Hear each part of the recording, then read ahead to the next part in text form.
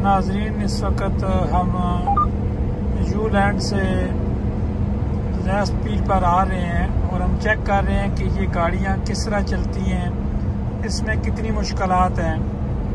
ये you land से मुराद है कि वायले का इलाका है जो यहाँ से जर्मनी का बॉर्डर बहुत नज़दीक है, वहाँ से वापस आ रहे हैं और चेक कर रहे हैं कि ये जो ट्रैफिक है अपना सड़क पर जो मोटरवेज हैं उन पर ट्रैफिक कैसे चलती है और बड़े ट्रक कैसे चलते हैं। ये आपको देख लेंगे, आपके सामने जो है ये ट्रक जा रहा है, उसके अलावा भी हम इस ट्रक में मौजूद हैं, दूसरे ट्रक में। तो हमारे साथ सैयद अमीर शाह नकवी साहब सलारे काफिला मौजूद हैं और ये गाड़ी इस वक्त खुद चला रहे हैं। तो शाह साहब, आप हमारे नाजरीन को बताएं कि ये जो इतने बड़ा लेस स्पीड कहते हैं, जिसे कहते हैं कि बड़े लाइसेंस वाली गाड़ियाँ हैं, तो ये आप चलाते हैं, इसमें कितनी ज़्यादा मुश्किलात हैं सड़क पर?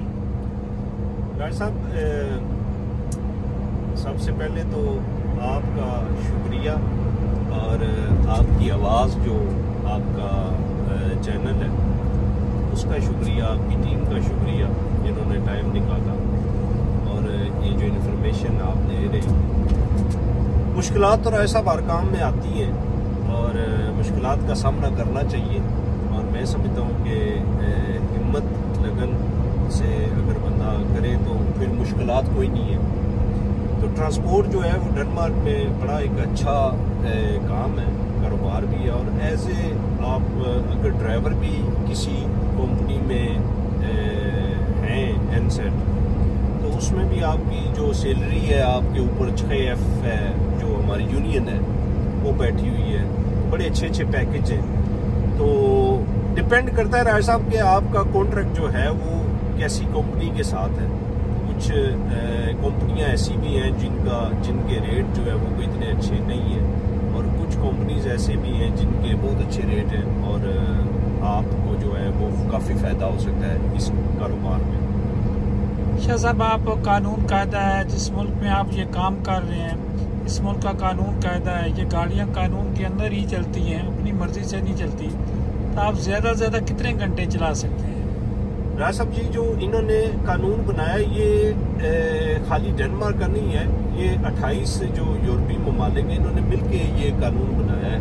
तो ट्रक का ये है कि आप ये हमारा एक अगर आप दिखा सके तो इसे हम कहते हैं छाकू गाफ। तो इसमें जो है हमारा एक कार्ड डलता है जिसमें एक चिप लगी हुई है और जो चिप है वो आपका सारा जो डेटा है वो जो है वो लोड हो रहा है उसमें। तो अगर आप काम शुरू करते हैं तो एग्जैक्ट आपने 4 घंटे और 30 मिनट बाद जो है आपने एक ब्रेक करनी है और उस ब्रेक जो है वो मिनिमम आपने 45 मिनट करनी है। अगर आप ब्रेक नहीं करेंगे तो ये आपको जो आपका ट्रक है वो आपको साइन करेगा कि इशारा देगा कि तुम्हारा टाइम हो गया है ब्रेक का और ब्रेक करो। और वो 45 मिनट के बाद फिर आप दोबारा जो है वो 4.5 घंटे जो है ट्रक ड्राइव कर सकते हैं। लेकिन ये वो कानून है जो आपने मोटरवे पे चलना है। अच्छा, इसके अलावा अगर आप लोकल चला रहे हैं तो वो टाइम जो है आपका वो ड्राइविंग में नहीं आता कि एग्जाम्पल आपने कुछ सामान बुक कराया और मैंने आपके जाके वेयर हाउस में वो डिलीवर करना है सामान। अगर वो जो सामान है अगर मुझे वहां पे 10-15 मिनट 20 मिनट लगते हैं तो वो इसमें आता है एन आपाइत कि आप कोई दूसरा काम कर रहे हैं, वो व्हील चिल में नहीं आता।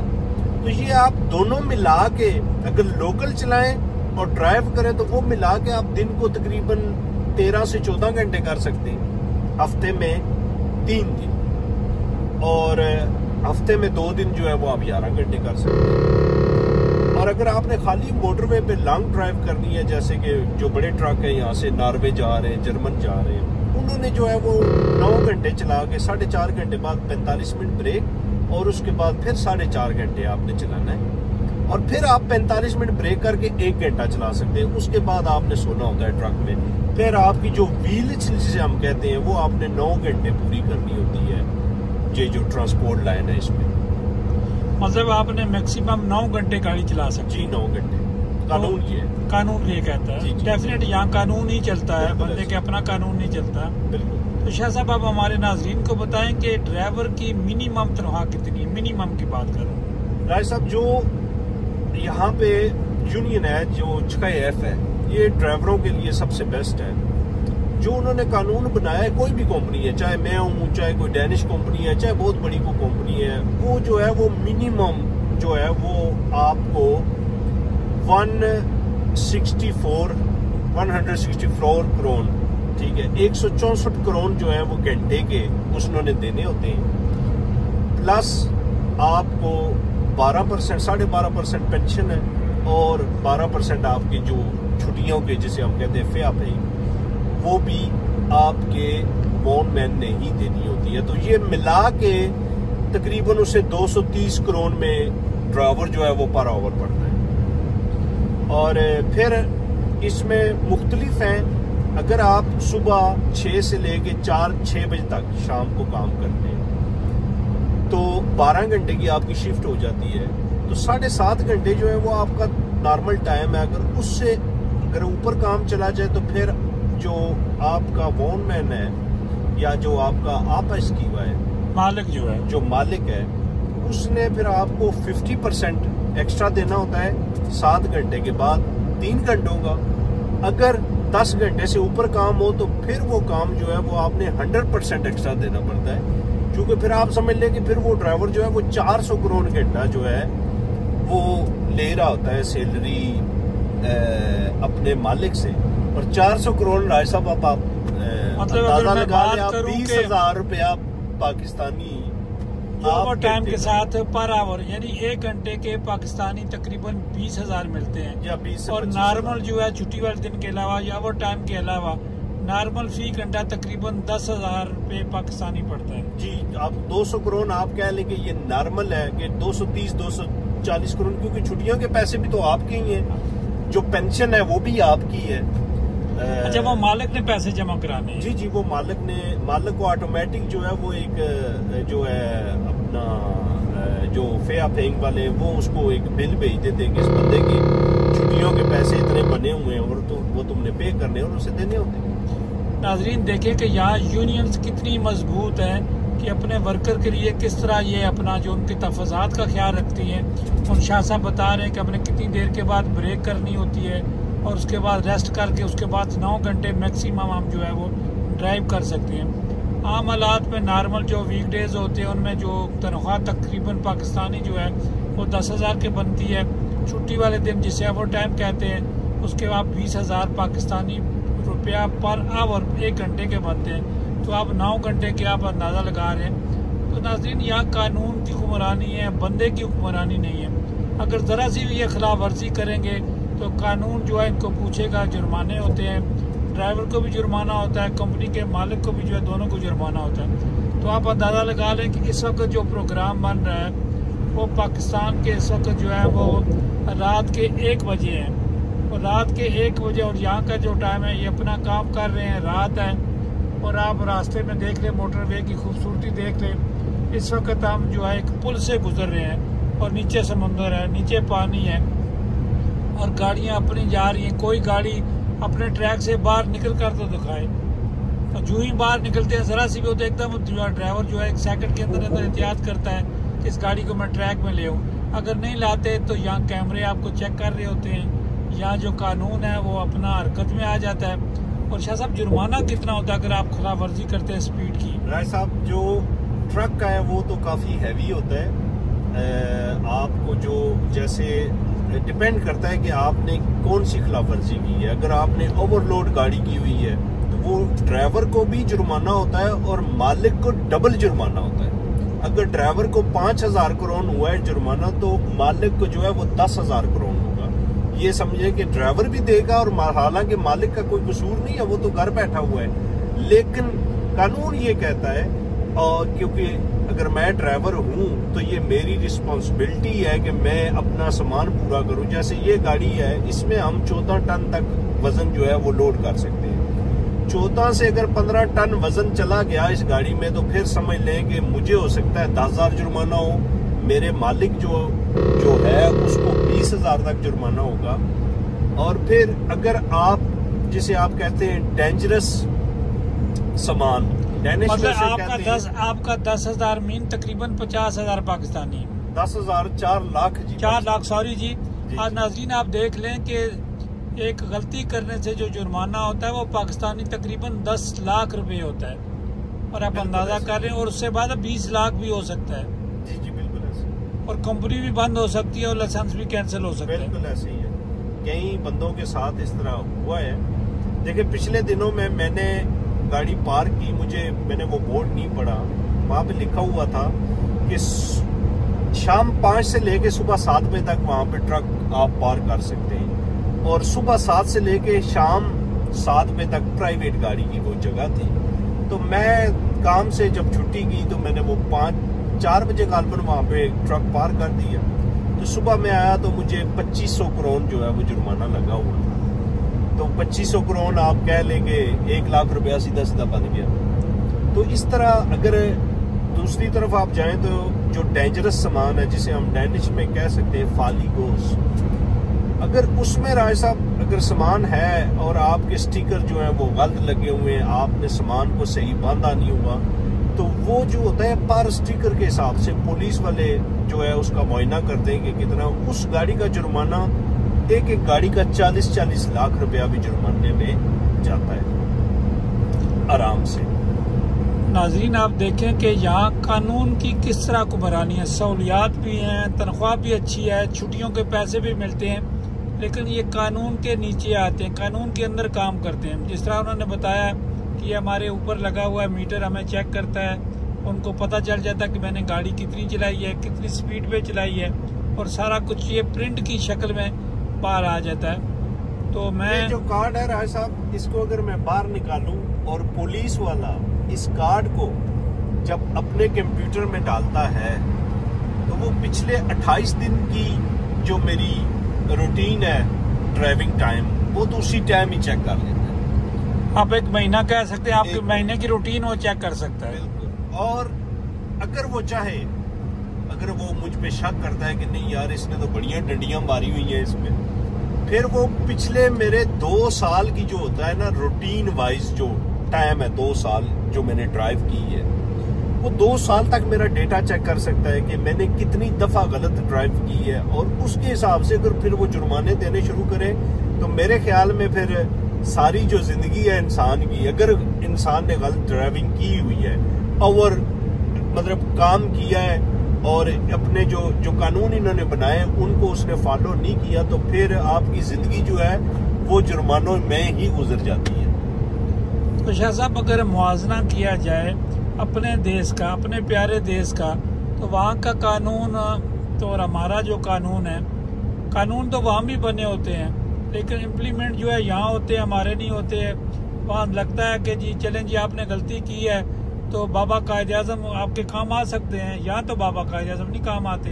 देखिए जी यहाँ पे राय साहब इंसानियत है, और यहाँ पे जो है इसीलिए तो ये मुल्क देखे ना राय साहब कहाँ पहुँच गए। आप डेनमार्क की हिस्ट्री देखें, छोटा सा एक मुल्क है, आज से 50 साल पहले डेनमार्क क्या था, आप तो खैर काफ़ी पुराने हैं, आप हमें सुनाते होते हैं कि जब आप आए थे तो यहाँ पे जंगल भी आबाद थे। तो आज डेनमार्क जो है वो यूरोपीय यूनियन का सदर है। तो आखिर फिर इन लोगों में क्या बात है, ईमानदारी है, ये अपने मुल्क से लाए लें, ठीक है, जो इन पे टैक्सेस लग रहे हैं वो पे कर रहे हैं। हमारी बदकिस्मती है कि हमारे मुल्क पे ऐसे लोग मुसल्लत हो गए हैं हम पे, जिनका कोई दीन ईमान नहीं है, उनका जो दीन और ईमान है वो सिर्फ पैसा है। अल्लाह ताला ने उनकी शायद वो किस्मत में हराम जो है वो लिख दिया है, और यकीन करें कि वो जैसे अल्लाह ताला कहता है कि मैं इंसान की जो तके और बदकार लोग हैं उनकी जो डोर है ना वो ढीली छोड़ देता हूँ कि दुनिया में वो ऐशो इशरत कर लें। तो हमारे पाकिस्तान के मैं माजरत के साथ यही कह सकता हूँ कि यही हालात है। आप किसी थाने में चले जाएं, आप किसी कचहरी में चले जाएं, आप किसी भी सरकारी इदारे में चले जाएं, बगैर पैसे लिए वो आपका काम नहीं करेंगे, चाहे आप जो मर्जी कर दें, सिफारिश भी आपको करवानी पड़ेगी। तो हमारे जो हुक्मरान हैं, मैं उनसे यही गुजारिश करूंगा कि अगर शर्म है तो उनको करनी चाहिए। और यहाँ पे ये आते हैं, हम उन्हें बड़ी रिस्पेक्ट देते हैं, वो इस काबिल होते नहीं हैं लेकिन हम देते हैं उन लोगों को, और ये हमारी गलती है। और फिर वही लोग जब वापस जाते हैं तो हमें वो पूछते भी नहीं है। तो हम तो रिस्पेक्ट उन्हें इसलिए देते हैं कि हमारे प्यारे वतन से आए हैं, और वहाँ के ये ब्यूरोक्रेट हैं, वहाँ के ये सियासतदान हैं, वहाँ के ये सरकारी बंदे हैं, तो इसलिए उन्हें इज्जत देते हैं कि यहाँ पे उन्हें कोई तकलीफ ना हो। राय साहब यकीन करें कि हम ओवरसीज जाते हैं और ये तकलीफ को लेके हमारे घरों में आ जाते हैं कि इन्हें तकलीफ हो, ठीक है। अफसोस के साथ देखें राय साहब, मैं 2 हफ्ते पहले अजरबैजान गया, माशाल्लाह मुझे यकीन करें इतनी खुशी हुई वहाँ का कानून देख के, वहाँ के सिस्टम देख के, ठीक है। वहाँ की जो उन्होंने जो इन्वेस्टर हैं या जो कारोबारी शख्सियात हैं उनको इन्होंने इतना तहफ़्फ़ुज़ दिया हुआ है, इतना उनको उन्होंने प्रोटोकॉल दिया है कि बंदे का दिल करता है कि यार मैं इन मुल्कों में आके कारोबार करूँ, मैं इन्वेस्टमेंट करूँ। बदकिस्मती से हमारा पाकिस्तान मुल्क वो है कि बंदे डिसार्ड हो गए, जिन्होंने करोड़ों लगाए थे वो अब लाखों वापस ला रहे हैं, क्योंकि उनकी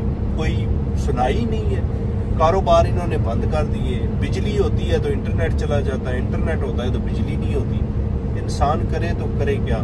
अल्लाह ताला हमारे प्यारे मुल्क को। शाह साहब आप बताएं, ये जो काम करते हैं, इनकम होती है, आप टैक्स देते हैं, अगर आप टैक्स ना दें तो फिर कानून हरकत में आ जाता है। 1-2 हफ्ते की वो मोहलत देते हैं, उसके बाद जो है वो गाड़ियाँ भी जब्त हो जाती हैं और उसके बाद आपका लाइसेंस भी कैंसिल हो जाता है। शाह साहब आपको जो सहूलियात मिलती हैं बिलफर्ज, जितने आपके अखराजात होते हैं आपकी गाड़ी के या जिस कंपनी के अखराजात होते हैं, क्या उनको ये गाड़ी से अपने छूट ले सकते हैं? देखिए राय साहब, सहूलियात देने के लिए बिल्कुल जी, अगर आपकी कंपनी है उसमें अगर आपके एनसेट हैं 10-12 वर्कर, आप उन्हें बिल्कुल एक गाड़ी दे सकते हैं, 2 दे सकते हैं, 3 दे सकते हैं। प्लान आपने बनाना होता है कि डिपेंड करता है कि आपका काम कहाँ से शुरू होता है। जैसे आप देखें हमारी जितनी बसेस चल रही हैं कोपेनहेगन में, जो लोकल बसेस चलती हैं मूविया की, तो जो ड्राइवर होता है बस तो सुबह 5 बजे गैराज से निकल जाती है। फिर हम प्राइवेट गाड़ियों पे, जो कंपनी की गाड़ियां हैं, प्राइवेट नहीं कंपनी की गाड़ियां, प्राइवेट लोकल गाड़ियां, छोटी जो कारें हैं वो इस्तेमाल करते हैं, और फिर हम उस स्टॉप पे जाते हैं जहाँ पे अगले ड्राइवर का टाइम खत्म होता है और दूसरा ड्राइवर है वहां से ड्यूटी शुरू करता है। तो सेम इस ट्रांसपोर्ट में भी यही सिचुएशन है। अगर आपकी जो ट्रक है आपका डे एंड नाइट चल रहा है, अगर डे एंड नाइट आपकी गाड़ी चल रही है तो इसका मतलब है कि आपको 3 ड्राइवर चाहिए एक गाड़ी पे, ठीक है। तो उन 3 ड्राइवरों का आपने प्लान बनाना है कि यहाँ वहां से हमारा जो पार्किंग है प्लेस, वहां से एक प्राइवेट गाड़ी खड़ी होगी, ड्राइवर आएगा, वो स्टार्ट करेगा, वो उस जगह पे लेके जाएगा जहाँ पे अगला ड्राइवर होगा, वो उसको वो प्राइवेट गाड़ी देगा, वो पार्किंग में आ जाएगी गाड़ी, दोबारा फिर वो अपनी गाड़ी लेके घर चला जाएगा। उसके बाद 7 घंटों बाद या 8 घंटों बाद अगला ड्राइवर आएगा, वही गाड़ी वो यूज करके उस जगह पे पहुंचेगा जहाँ पे ट्रक अगला ड्राइवर लगा हो, काम कर रहा हो। मतलब ये है कि जो कहते हैं ना कि शिफ्ट चेंज करनी होती है, तो इस तरीके से आप प्लानिंग करके तो वो बिल्कुल आप छूट ले सकते हैं जी टैक्स से, आप उन्हें बता सकते हैं और वो बिल्कुल आपकी बात आपसे तामन करते हैं, और उन्हें भी पता होता है। टैक्स तो वो है जो आपने वर्कर की सैलरी बनाई है राय साहब, उसका 37% टैक्स जो है वो तो हमने देना ही देना होता है, किसी भी सूरत में उसकी कोई माफ़ी नहीं है। और उसके अलावा भी जो है मम्स है, जो VAT है 25% है, वो हर 3 महीने बाद जो है उसका माइंडस्केप होता है। हर 3 महीने बाद जो है वो आपको रिवीजर एक बिल बना देता है, अकाउंटेंट जो होता है आप, तो वो भी आपने देना होता है, और वो लाखों करोड़ में होता है। तो बंदे देते हैं और बंदे जो है वो कमा रहे हैं उसी तरह। शाह साहब बहुत शुक्रिया। एक आधा आपसे सवाल आखिर में करेंगे। नाजरीन आप देख लें कि यहाँ कानून किस तरह काम करता है। मैं गुजारिश करूँगा वज़ीर-ए-आज़म पाकिस्तान से कि आपके शहरी, आपके मुल्क के, पाकिस्तान के शहरी ये दूसरे ममालिक में काम करते हैं, टैक्स देते हैं, हज़ारों नहीं लाखों करोड़ों की शक्ल में अपना टैक्स देते हैं। आप इन्हें तफाज़ात दें, आइए अपने मुल्कों में आएँ, कारोबार करें, टैक्स में छूट दें, फ्री जोन बनाएं, सिस्टम को क्लियर करें। जब तक आप सिस्टम नहीं बनाएंगे ये लोग आकर सरमायाकारी नहीं करेंगे। आप कोशिश बहुत करते हैं लेकिन कानून कायदा आपने देखा, जो कुछ बता रहे थे शाह साहब कि एक ट्रक ड्राइवर ये गाड़ी बड़ी गाड़ी की बात कर रहे हैं, जिस तरह हमारे पाकिस्तान में ट्रेलर कहते हैं, ये ट्रेलर है, बहुत बड़ा ट्रक है, कीमती है, करोड़ों में मालियत भी होती है, लाखों के भी होते हैं, करोड़ों के भी होते हैं, हजारों के भी होते हैं, लेकिन कारोबार होता है, कारोबारी तफव्वुज़ है। आप खुद कारोबारी हैं, आपकी फैमिली बिलोंग टू, आप जो है बिजनेसमैन फैमिली से तल्लक रखते हैं, लेकिन चूंकि पाकिस्तान के आप वजीर आज़म हैं, आप कानून बनाएं। जब तक आप कानून नहीं बनाएंगे उसके बाद अमल दरामद करें। इनका गिला है पुलिस से, इनका गिला है सिस्टम से। तो ओवरसीज को आपने ही तफज़ात देने हैं या ओवरसीज को खाली आपने रीढ़ की हड्डी कहना है। आप देखें किस तरह कानूनी तौर पर यहाँ ये काम कर रहे हैं। पाकिस्तान में रात के 2 बजने वाले हैं, लेकिन उसके बावजूद यहाँ पर ये अपने काम में लगे। सुबह जाएंगे, सुबह जाकर अपने बच्चों को स्कूल छोड़ेंगे, स्कूल के बाद घर आएंगे, घर के बाद उसके बाद आराम करेंगे और फिर अपनी जो ड्यूटी है वो देना, जो अपने काम पर 8 घंटे जो है वो रेस्ट करके उसके बाद दोबारा काम पर चले जाएंगे। तो ये 2 दिन छुट्टियां भी करते हैं, 2 दिन को छुट्टी होती है। यहाँ का वीकेंड हफ्ता इतवार छुट्टी होती है। आप लोग बार बार हफ्ता इतवार छुट्टी करते हैं और उसके बाद बार बार तब्दील करते हैं। नई हुकूमत आती है, नए कानून बन जाते हैं। आप इनको सहूलियात दें, ओवरसीज को आप सहूलियात दें। अभी आपने एक टेलीफोन का जिक्र किया है कि एक टेलीफोन फ्री ला सकते हैं, इसकी वजाहत करें। अभी तक कोई पता नहीं है। ओवरसीज के साथ मेरी गुजारिश है कि आप ओवरसीज के साथ प्यार करें, बातों की हद तक ओवरसीज का नाम लें। शाह साहब, आखिर में हुकूमत वक्त से आप क्या मुतालबा करते हैं?